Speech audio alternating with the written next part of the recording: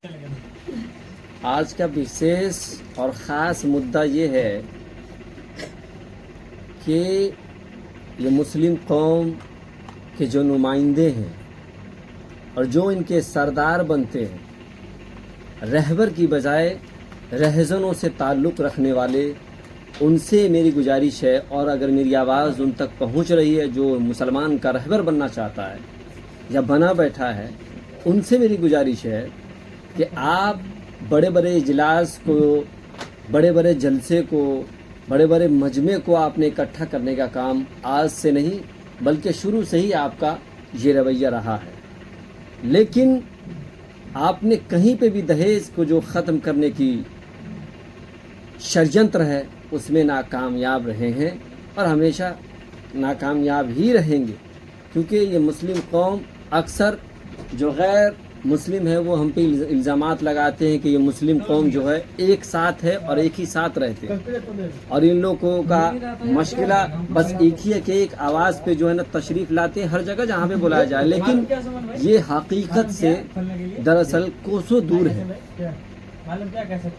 आप अपने बच्चों को क्या किया है? असल में देखा जाए मुसलमान का बच्चा असल में है कहाँ पे, किस ओहदे पे फाइज है? किसी ओहदे पे फाइज नहीं है। मसला क्या है कि अगर कोई मुश्किल से 5 या 10 या 7 या 8 लाख रुपया अगर जमा कर भी लेता है तो उसके घर में जो शादी के अखराजात होते हैं, जिसको अखराजात जो एक्स्ट्रा होता है, उसको आप क्या करते हैं, जिससे मजबूती होगी वो चीज़ को आप ख़त्म कर देते हैं शादी में। और बारात का भी मसला ये है कि हालांकि 5-10 जाकर शादी को इजी कर सकता है, आसान कर सकता है, लेकिन क्या 200-400 रहज़न को ले जाकर यानी डाकू को ले जाकर उसके घर के खाना को यानी जितने चीज़ है उसको लुटवाते हैं पहले डाकू के जरिए।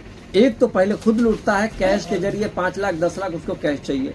इसके बाद जो कुछ बची कसी कसर रह जाती है उस चीज़ को कौन पूरा करता है? उस गांव के जो बारात बन के जाते हैं वो रहबर नहीं बल्कि रहज़न का काम करके जाते हैं और फिर कहते कि मुसलमान पीछे रह गया। अटल बिहारी वाजपेयी ने कहा था कि मुसलमान को सिर्फ मदरसे पे नहीं दीनी तालीम की भी यकीनन सख्त ज़रूरत है, लेकिन हर किसी ने इन बातों को जो है इग्नोर किया, किसी ने एक्सेप्ट नहीं किया। मसला क्या है? अगर मान के चलिए कि अगर ये दहेज हट जाती है आपके घर से या माहौल जैसा बना हुआ है, ये दहेज का जो सिस्टम लगा हुआ है ये हट जाए तो क्या होगा और है तो क्या हो रहा है? क्योंकि जो आपका बैकअप में जो पैसा बचा हुआ है उसको आप शादी में जो आपकी एनर्जी है उसको ख़त्म कर देते हैं, कर्जे में आ जाते हैं, लोन ब्याज ये एनीथिंग जो भी है उठाते हैं, आप शादी करते हैं, इसके बाद आप कर्ज में दब जाते हैं। आपके घर में कोई बच्चा पढ़ने वाला है उसको क्या कहते हैं, पढ़ाने के बजाय अब क्योंकि आगे आपकी मजबूरी है, आप पढ़ा नहीं सकते, जो एनर्जी था आपने शादी में खर्च कर दिया।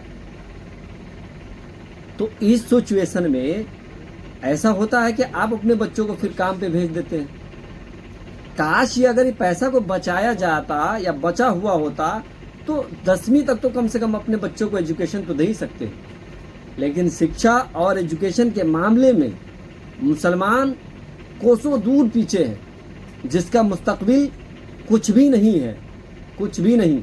और मैं कहता हूं कि अगर इल्म की जो यकीनन सख्त ज़रूरत इस दुनिया में है तो मुसलमान हिंदुस्तान के बच्चों को सख्त ज़रूरत है। जो मुसलमान हिंदुस्तान के बच्चे हैं उनको सख्त ज़रूरत है। और आप कहते कि मेरे बच्चों को नौकरी नहीं मिलती, मेरे बच्चे आला ओहदे पे फाइज नहीं होते, करप्शन है, ये है वो है, लालते मतलब जो भी है बहुत तरीके के बहाना बनाते हैं। आप 10 गांव को खंगाल लीजिए और उसमें जाकर देखिए कहीं पे MBBS निकलेगा मुसलमान का बच्चा? नहीं निकलेगा। क्यों? क्योंकि जब हमारे बच्चे काबिल नहीं होंगे तो बे अनएजुकेटेड बंदा को कोई कैसे सरकारी नौकरी पे आला ओहदे पे फाइज किया जा सकता है? बिल्कुल नहीं किया जा सकता। ये दहेज के जो प्रथा चली है इस चीज़ को यकीनन ख़त्म करना होगा। जब तक ये ख़त्म नहीं होगा ये मुस्लिम कौम के समाज के बच्चे का तकदीर हम कभी चेंज हो ही नहीं सकता, कभी नहीं हो सकता है। लाइफ में थोड़ी बहुत चेंजिंग आ सकती है لیکن جو آپ کہیں گے کہ یہ قوم تھوڑا اونچے عہدے پر چلا جائے ہے نا، اس کی آرتھک استھتی جو ہے صحیح ہو جائے، ایسا ہو نہیں سکتا ہے۔ جب تک آپ کے بچے ایجوکیشن کو حاصل نہیں کرتے وہ بالکل ناکامیاب آج بھی ہے اور کل بھی ہے اور ہمیشہ رہے گا۔ کتنے علامہ مولانا بڑے بڑے اجلاس جلسے میں تقریر کیے، شور مچائے، لیکن اس کا اثر عوام الناس کو ہوا؟ بالکل نہیں ہوا۔ کیوں نہیں ہوا؟ کیونکہ 95% لوگوں کو حرام کی لت لگ گئی ہے، اور جہاں پر حرام یا حلال کی تمیز آپ لوگ بڑے بڑے اجلاس میں سنتے ہیں، تو ان مولانا لوگوں سے یہ میرا سوال ہے کہ جو بارات میں جاتا ہے وہ سامنے والا بیاس پہ اٹھا کے اس باراتیوں کو 200-400 باراتیوں کو کھلاتا ہے، تو کیا اس لقمے کو کیا آپ جائز کہیں گے یا ناجائز کہیں گے؟ ابھی بھی مسلمان کو سدھرنے کا فل چانس ہے۔ اپنے بچوں کو ایجوکیشن دے، اور دہیز کا جو پرتھا چلا ہے اس میں کتنے لوگ جو ہیں مطلب اس دنیا گیتی سے فانی ہو چکے ہیں، لیکن لالچی لالچی لالچی لالچن جو ہے سمدینی بھی ہے، سمدی بھی ہے نا، یہ دونوں ایسے لالچ میں پھنس جاتا ہے نا ایک دوسرے۔ اچھا، خود کا اگر لڑکی ہو تو ہاتھ جوڑ لیں گے، بھیا معاف کر دیجیے، بہت غریب آدمی ہے۔ اگر خود کا بیٹا ہو، سالا 4 لاکھ سے ہم نیچے مانیں گے رے، ہم کو جانتا نہیں، ہماری اوقات ہماری پاور کو نہیں جانتا ہے، سمجھی نہیں جانتا ہے۔ یہ اوقات ہے کہ سالا ہم 2 لاکھ میں اپنا لڑکا کو شادی کریں گے، تو پل میں جیسے گرگٹ جو رنگ بدلتا ہے اس سے کہیں تیز جو ہے لڑکا والا رنگ بدل لیتا ہے۔ اور آپ کہتے کہ مسلمان قوم جو ہے دعا مانگتے ہیں ہمیشہ، ہر کام دعے سے ہوگا کیا؟ کرنی نہ درنی۔ اگر آپ کچھ کیجیے گا نہیں، اب بار بار کہیے گا دعے سے کام ہو جائے، دعے سے میدان فتح کر لیجئے گا، ہاں دعے سے جو ہے نا آسمان میں فلائی کر لیجئے گا، ایسا ہوتا ہے کیا؟ جب تک آپ کے بچے ایجوکیشن نہیں حاصل کریں گے ایسے کر سکتے ہیں؟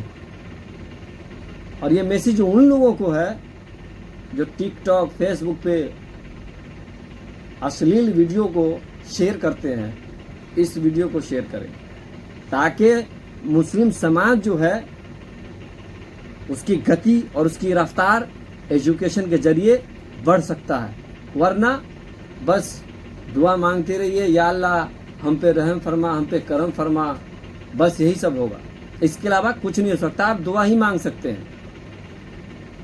اگر مانگ کسی کا پورا کرنا ہے تو آپ کے بچوں کو جو ہے ایجوکیشن فل حاصل کرنا ہوگا۔ اگر ایجوکیشن نہیں ہوگی تو بس یہی دعا ہی مانگیں گے۔ آپ نے دیکھا نہیں، امیر جو ہے وہ اپنا جو بھی ہے، جس کے پاس پیسہ ہے، پاور ہے، وہ دعا نہیں مانگتا ہے، وہ فوراً آپ سے لڑے گا اور آپ کو انگلی تک نہیں لگائے گا، لیکن اس کے بعد بھی آپ کی ایسی حالت کر دے گا وہ قلم کی طاقت سے جو آپ سوچ بھی نہیں سکتے ہیں۔